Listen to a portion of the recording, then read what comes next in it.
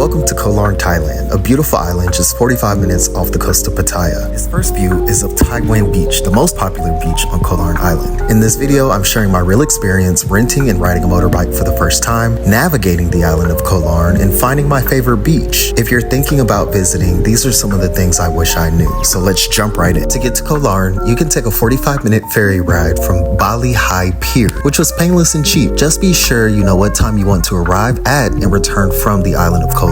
After the ferry ride, you'll arrive at the main strip of Tai Yai Beach. Taewen has all the main food and access to excursions, beach chairs, restaurants, and the ability to rent vehicles. Obviously, Taewen is the most popular beach because it's where the ferry lets you off. And I like Taiwan. However, it's super busy and full of people. So if you're looking for a quieter or more secluded area, you'll need to travel to another beach on the island, which is what I'm doing right now in the video. So there are various options for getting around the island. You can get into the back of a tuk-tuk. It'll ferry you around the island and take you to different vantage points. You can hire a golf cart that drives you around. So no, you cannot drive the actual golf cart. That's something that we wanted to do but found out we were unable. Or you can rent a motorbike. I opted to rent a motorbike on Taewen Beach for about 300 baht, which is around $10. Later on, we realized that the bike was so cheap because we didn't even get a helmet. As I'm making this video and revisiting my decisions, I would recommend not renting a motorbike as it's extremely dangerous. Now, if you're really experienced, then definitely go for it. But if it's your first time, you probably shouldn't do this. The roads can get extremely narrow. Navigation will take you through hilly sidewalks with pedestrians and tight corners. Other more experienced riders will zoom past you. You need to drive on the left side of the road, which was also new to me. You can get up to 40 to 50 miles per hour at times.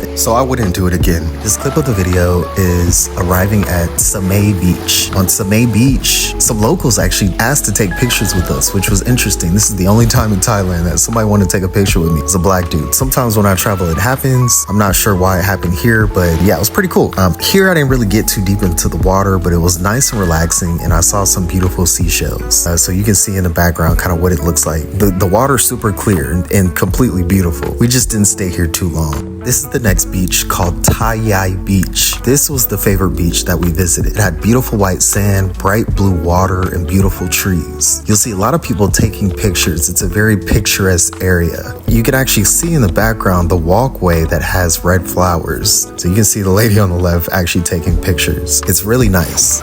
There's a bar in case you wanted food. Yeah, there's just a really wide stretch of beach for people to enter the water. I'm panning left right now. If you head down that side of the beach to the left side, things do get somewhat rocky. You can't really get into the beach area, but I'm still gonna take you so that you can see what it looks like. If you go off to the right side, you'll see the restaurant in the background. There are some beach chairs in case you wanted to rent a beach chair and have some shade. And you can actually walk through the trees, which also gives you another nice view of just where the water breaks and hits the sand if you just wanted some shade. I spent most of my time here on this part of the beach, and overall it took us about 15 minutes to get here. We did go through all the hilly areas and we did have to drive on the sidewalk to get here, but it was definitely well worth it. So in this part of the video, I'll be walking you to the right side of the beach. So as I stated before, I'll take a look through some of these trees to the left and you can see just what the beach looks like. You'll still see people over here taking pictures as well.